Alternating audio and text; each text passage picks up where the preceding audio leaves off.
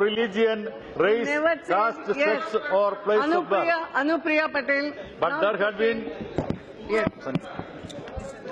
धन्यवाद अध्यक्ष महोदया। मैं सबसे पहले अपनी पार्टी अपना दल की ओर से संविधान और राष्ट्र के निर्माताओं के प्रति अपनी श्रद्धांजलि अर्पित करती हूं। 26 नवंबर सन 1949 हमारे देश के इतिहास में एक बहुत महत्वपूर्ण तारीख है, क्योंकि इस दिन हमारी संविधान सभा ने हमारे स्वतंत्र भारत के संविधान को अंगीकार किया और डॉक्टर भीमराव अंबेडकर जी ने उसी संविधान की मसौदा समिति के अध्यक्ष के रूप में एक महत्वपूर्ण भूमिका निभाई।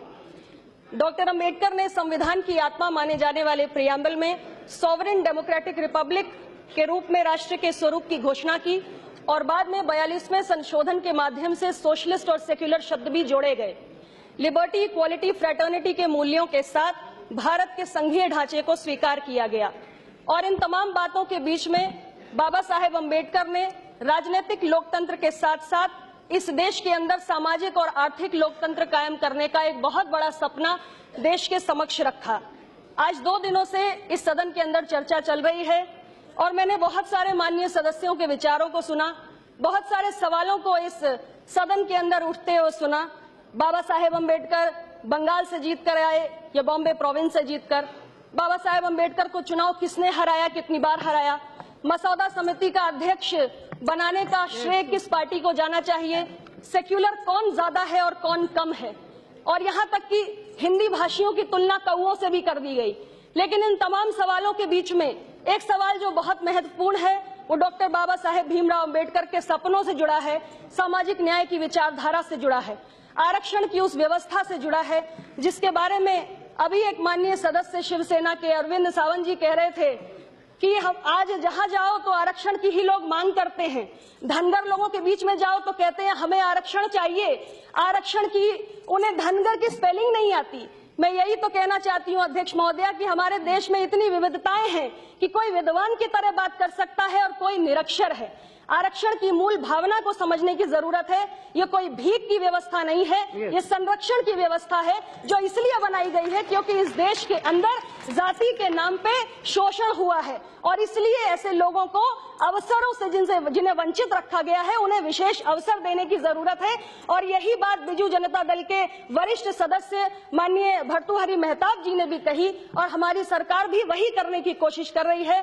आरक्षण व्यवस्था पर जिस तरीके से कई वर्षों से कुठाराघात हुआ है, मैं उस संबंध में कुछ आंकड़े भी इस सदन के समक्ष रखना चाहती हूँ। अध्यक्ष महोदया मुझे समय दे दीजिए, मैं सुबह से इंतजार कर रही हूँ। मैं कुछ बातें रखना चाहती हूँ अध्यक्ष महोदया। पिछले 25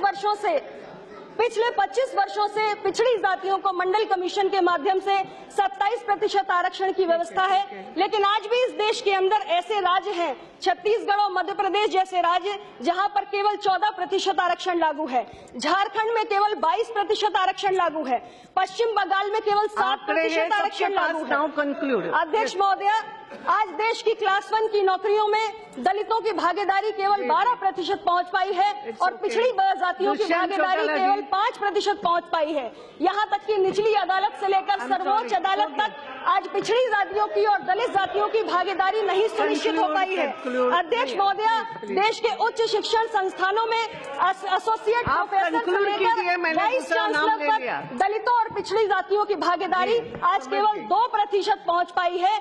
इसलिए और यहाँ तक कि आज हमारी सरकार के केंद्र स्तर पे ये हार है अध्यक्ष, ये हालात है अध्यक्ष महोदया कि सेक्रेटरी के स्तर पर शेड्यूल कास्ट के 5, शेड्यूल ट्राइब के 3 और पिछड़ी जातियों का केवल 1 IAS अधिकारी है। एडिशनल सेक्रेटरी के स्तर पर शेड्यूल कास्ट के 3, शेड्यूल ट्राइब के 2 और OBC का 1 भी IAS अधिकारी नहीं है अध्यक्ष महोदया। इसलिए मैं अपनी सरकार से ये मांग करती हूँ, मैं एक छोटे से सहयोगी दल के रूप में ये मांग करती हूँ कि हमारी सरकार आरक्षण की इस व्यवस्था पर एक श्वेत पत्र जारी करे और इस श्वेत पत्र में इस बात पर विचार करना चाहिए कि आरक्षण को एक कानून के रूप में स्वीकार किया जाए और इसका उल्लंघन होने की स्थिति में दंड का प्रावधान हो, क्योंकि आज तक हमारे देश में आरक्षण का उल्लंघन सिर्फ इसलिए हुआ है क्योंकि दंड का कोई प्रावधान नहीं है। और इसके साथ ही तो अपने आप बंद हो जाएगा। Yes, but very good. Okay, हो गया।